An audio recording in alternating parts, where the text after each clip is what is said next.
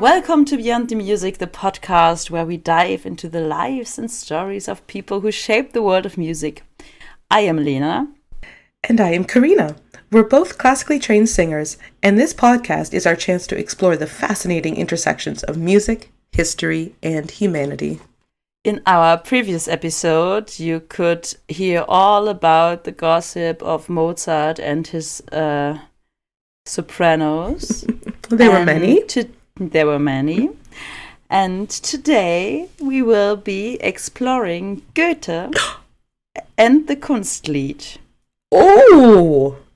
So, before we get into Goethe's role, let me ask you, have you ever heard the term Kunstlied before? I actually haven't. Really? I know. Oh, you probably have heard the English term. It's probably a term you haven't heard a lot, because there's an English term of that. Kunstlied is a German term meaning art song, but it's specifically the term for the German art song. So in France, you have the chanson, which is kind of the similar thing. And you have the English art song, and in German it's the Kunstlied. Oh, see, we call it Lieder. Ah, okay, no, it's the genre itself, like the new form of those art songs is Kunstlied.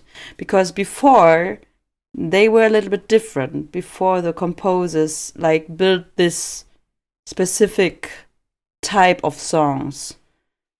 So that's why it's called Kunstlied and not just Lied. Mm-hmm. Which is Kunst for not German speaking means art and Lied means song. So as I said, it refers to a genre of classical music where a poem is set to music for voice and piano. The focus is on the intimate relationship between text and music. One of the elements that makes the Kunstlied so special is the evolving role of the piano. In earlier vocal music, the accompaniment was often secondary to the voice, simply supporting the melody, often even playing along the melody. But in Kunstlied, the piano became an essential storytelling tool.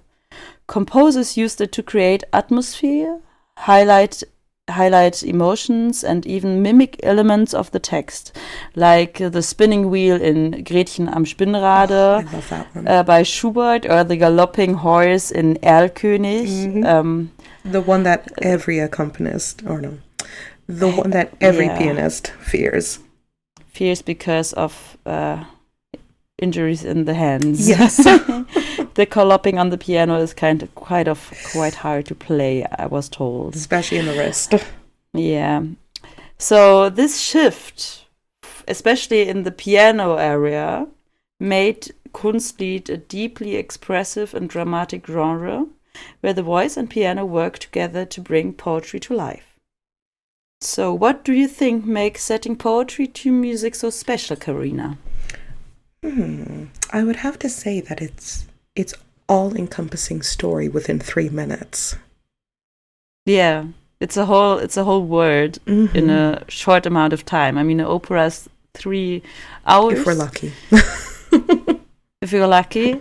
And a Kunstlied is 3 minutes, and it tries to put everything in a short amount of time. So unlike folk songs, which are simple and meant for everyone to sing, Kunstlieder are composed with great attention to musical detail, enhancing the meaning of the poem through harmony, melody, and the accompaniment. So now let's bring in Goethe. Johann Wolfgang von Goethe was born on August 28, 1749 in Frankfurt, Germany, where I was born also. Yay! Just a little later. Just a couple of years. Just a couple of years.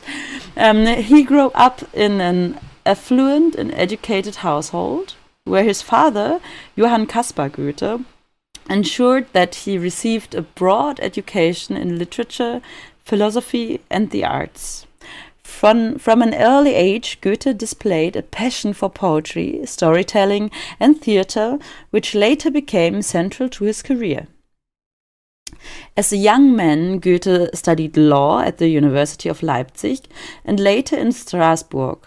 However, his true passion remained literature and his early works, especially The Sorrows of Young Werther, The Sorrows of Young Werther, in 1774, which catapulted him to fame. This novel, written in an emotionally intense and personal style, became a major influence on the Romantic movement and made Goethe a household name across Europe. Beyond Werther, Goethe's literary output was vast. His play Faust, one of the most important works in German literature, explores themes of ambition, knowledge, and the limits of human experience. Another significant work, Wilhelm Meister's Apprenticeship, in English, is considered one of the earliest Bildungsromane, which means a novel of personal and intellectual development. These works, along with his poetry, influenced not only literature but also composers who sought to translate his words into music. Throughout his life, he was deeply involved in scientific studies, philosophy, and politics, serving as an advisor to the Duke of Weimar. Wow. His poetry, often deeply lyrical and philosophical, became a source of inspiration for composers who sought to bring his words to life through music. And Goethe's contributions to literature and thought were revolutionary, and his influence extended well beyond Germany. I mean, now you probably know Goethe like everywhere in the world. You heard at least from him. But when it came to the Kunstlied, he was not just a passive muse. He had strong opinions about how his poetry should be set to music. Wow. Because he was alive at the same time where the genre of the Kunstlied was formed. So, would you have guessed, Karina, that he was quite particular about which composers he approved of? No. Yeah. Who did he approve of? We'll come to that later. And who didn't he? Well, gossip. Tell me everything. Well, Goethe had strong opinions about music and wasn't always pleased with how composers set his poetry. He believed that music should serve the text rather than overshadow it. Wow. His poetry was deeply lyrical, making it a natural fit for the Kunstlied, but he was selective about which settings he approved of. So Goethe's writing resonated with the Romantic movement, blending themes of nature, philosophy, and human passion, and this made his works incredibly appealing to composers who saw an opportunity to elevate his words through music. However, Goethe himself preferred a more restrained and straightforward musical style. He gravitated towards composers who kept their settings simple, such as Carl Friedrich Zelter, whom he deeply admired. On the other hand, he was skeptical about more dramatic and expressive settings like those of Franz Schubert, whose music often pushed beyond Goethe's comfort zone. So, despite Goethe's reservation, his poetry became the foundation for some of the most famous Kunstlieder ever written, proving that his words had a life far beyond his own musical preferences, because the composer didn't care, really. They still took his texts. So imagine you're a composer in the early 19th century and you come across Goethe's poetry. What would draw you to set it to music, Karina? Oh, his poetry, there's just no words to describe it. It really isn't. And I've actually tried to read his original poems in, of course, the original language. There's no words to describe his poetry fully. Yeah, it's always rhyming. He rhymes really well. I mean, the whole Faust, if you read it in German, I don't know about the English translations, how well it is. Probably now there are really good translations of it, but it always loses something in the translation. But like the whole Faust, it rhymes, but it doesn't feel like a rhyme. The verses don't feel like it. You can just read it like a story, and it's just fluent. It's just and Goethe had a way of writing that made his poetry naturally musical. His strong rhythm and vivid imagery, and many composers felt compelled to bring his words to life through music. Maybe that's why I enjoy him. Maybe. I enjoy, whenever Goethe is the poet, I always find that my voice just loves it. Yeah, I also, I really like, well, it also depends a little bit on the composer. I mean, if you listen, for the listeners also, if you try to listen some of Zelter's like compositions with poetry from Goethe and then compare them to Schubert or Schumann, I think it also depends a little bit on the composer what is a little bit more fun to sing. Let's say it like this. So Goethe's poetry attracted many composers, as I already said, and like they saw in his words a depth and musicality that begged for musical interpretation. Felix Mendelssohn, for example, adored Goethe and even had the rare opportunity to meet him in person. Wow. Like we had already an episode about Felix and his sister, and we mentioned Goethe there because Goethe was like giving the compliment about his sister that she composes like a man, which was a compliment in that time. Yes, back then it was the biggest form of compliment. Yeah, so they knew each other. Mendelssohn first visited Goethe in Weimar in 1821 when he was just 12 years old, and the two formed an unlikely friendship. Goethe, who had previously been acquainted with Mozart, which we talked about the last episode, yes. as a child prodigy, famously compared to Mendelssohn's talent to that of Mozart. Wow. Recognizing his extraordinary musical gifts. So, yeah.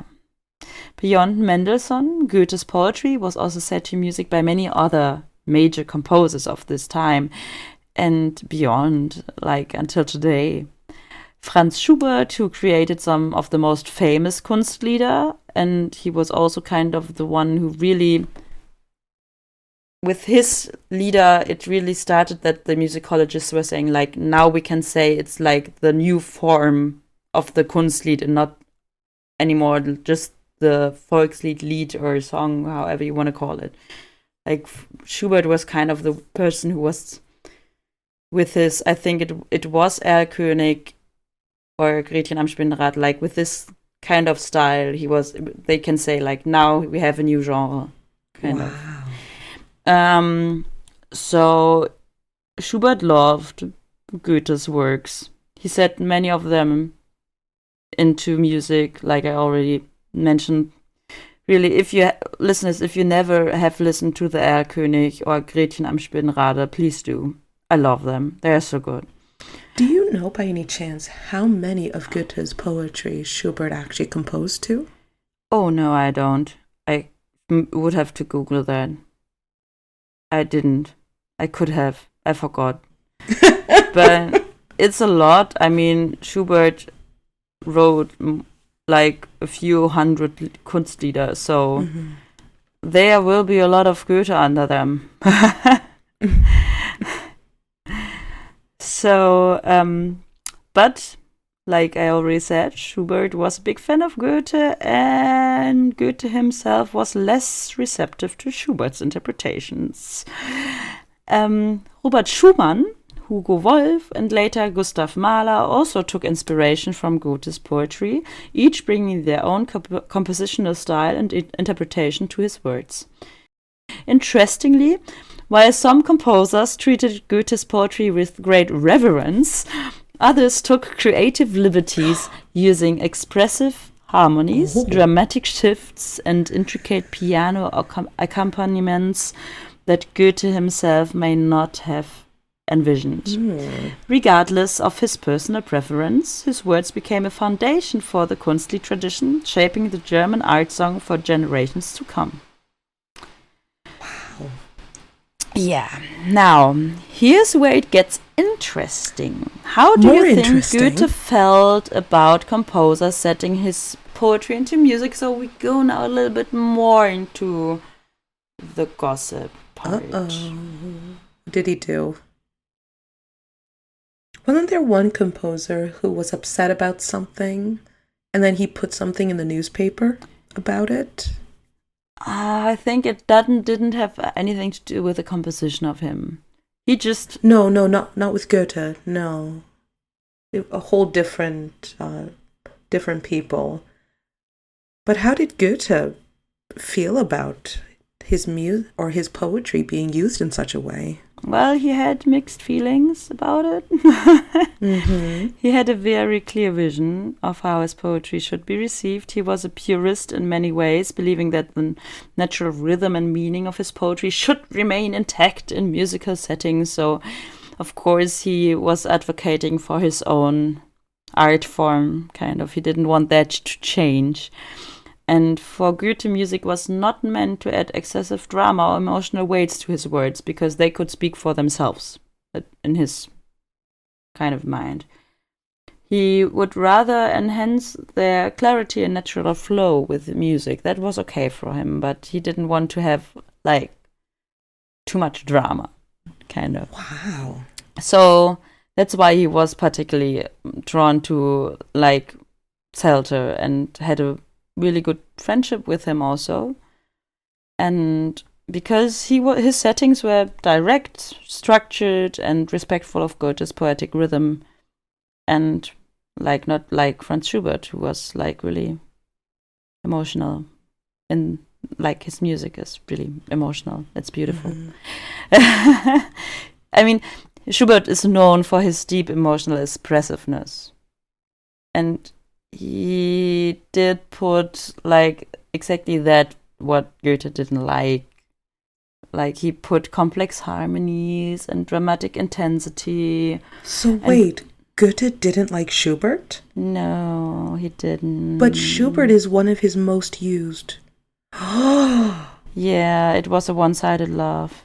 Oh, that hurts. That's very sad. I mean, we now celebrate his compositions as masterpieces, but Goethe himself was often indifferent or even resistant to such interpretations. But gladly, that didn't stop composers from setting his works into music, even if he had a strong personal vision for how his poetry should be experienced. Well, if you had written a poem, would you prefer to stay as it is, or would you like to hear it transformed into music? I mean, I think that's an easy question asking that as a musician, but still. We're biased. Yeah. Yeah. Yeah, we would probably put it into music. We would. I mean, music is really our first love. Well, I want to talk a little bit more about the Erlkönig, which is also like one of the most famous poems by Goethe. I think basically every German like school student has to learn that by heart in school, or at least analyze it. So yeah. Schubert, like, he masterfully used fast, relentless rhythms and bold harmonic shifts to create the sense of urgency and terror, perfectly capturing the tension of Goethe's poem. Like the galloping accompaniment in the piano, which mimics the frantic ride of the father and child, while the vocal part demands an extraordinary level of expressiveness, with the singer portraying 4 distinct characters. So you have to be 4 persons in a short amount of time. Wow. It is the narrator, the father, the child, and the eerie Earl King himself. It's practically a mini opera, pushing the boundaries of what a Kunstlied could achieve. So, but it didn't really it didn't help to satisfy Goethe's taste for simplicity. Yeah. He preferred the simple things like Psalter. I think even Zelter also put the Erlkönig into music, if I'm informed correctly. So the Erlkönig, there are a lot of different versions from different composers. So you can all listen to them and like compare them. It's really interesting to see how different composers were thinking about those words. Well, maybe that could be another good topic for connections within music. Yeah. Yeah, our list is growing. Well, over time, Goethe's influence only grew. While he was alive, he was already highly respected. But after his death, his works took on even greater significance. More and more composers explored his poetry in their music, and today his influence on Kunstlied is undeniable. And just for the listeners, I made a little playlist, like what you should listen to now. That's, of course, Schubert's Erlking. It's like a must listen. Also, the Gretchen am Spinnrade, which is the scene from Faust where Gretchen is like thinking about the love with Faust, and yeah, it's quite dramatic. Mm-hmm. And specifically, it's not the opera Faust, it's based off of the poem. Yeah, exactly. Mm-hmm. Yeah, it's not the opera Faust, but the Faust opera is based on the Faust, like Poetry, like book, which, like play, which Goethe wrote. So it's from there. Like the same text is in the his stage piece, like in the Kunstlied. And then we have something which I didn't mention before, but still want to recommend. Just listen to Mendelssohn's Wanderers Nachtlied. Like it's like the night song of a hiker, wanderer. Wanderer's like, Night Song. Something like this. It's a beautifully serene setting of one of Goethe's most famous poems. And then, if you want to something more dramatic and expressive, just listen to Hugo Wolf's Goethe-Lieder. Mm-hmm. So that's like a whole cycle where you can listen to Wolf putting Goethe's poets in music in a way Goethe probably wouldn't have liked. Yeah. Well, what do you think? Like, are you more on the side of the composers who kind of kept it like Goethe preferred, or are you more on the side of the composers who were like, I like your lyrics, but I want to do something more with it? Can I stay neutral? Because I can understand both sides. I really can. Really? I can. I just think, like, as a composer, you normally have the feeling that you want to create something new. This is why the most modern composers are now freaking out and always doing some crazy stuff, because everything not crazy was already composed. So I kind of think it's, yeah, you can maybe put, if you know Goethe personally, like Zelter and your friends, and you want to make him a present and want to put one of his poems like he would like, I'm like, okay, do that. But on the other hand, try to invent something new and not do the same old stuff, you know? Yeah. You see, that's why I have to stay neutral on this. I can understand both sides. But maybe that's so not neutral. Well, maybe that's definitely another topic we can explore. Yeah. Well, so I hope you enjoyed the world of Goethe and the Kunstlied as much as we did. And if you like this episode, don't forget to subscribe and leave a review. Tell us about what you think about Goethe and how his lyrics should be put into music, what you like more. I would definitely like to see what our listeners have to say about this. And next time, we'll delve into another fascinating chapter of music history. Until then, keep listening and discovering the stories beyond the music. See you next time.